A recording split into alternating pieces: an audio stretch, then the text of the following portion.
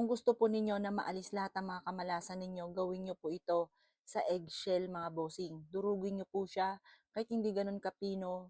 Tapos, ibudbud nyo po ito sa inyo pong main door, papasok ng inyo pong tahanan. At pagkatapos po, habang binubudbud nyo po ito, ikaw ay nagwi-wish. At pagkatapos nyo po maibudbud ito sa loob ng inyo pong tahanan, kapag malaking bahay ninyo, dami-damihan nyo na yung eggshell po ninyo.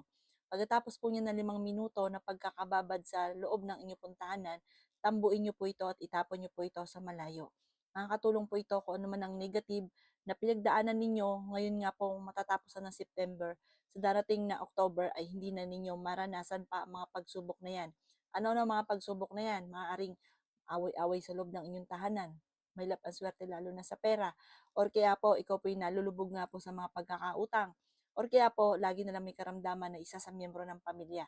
Kaya gawin nyo po ito mga bossing.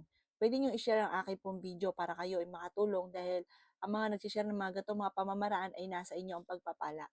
Pero huwag nyo na sabihin na kayo ay gagawa dahil ito'y sikretong malupit once ikaw gumagawa ng mga ganitong mga pamamaraan. O siya mga boss, good luck po sa inyo po lahat.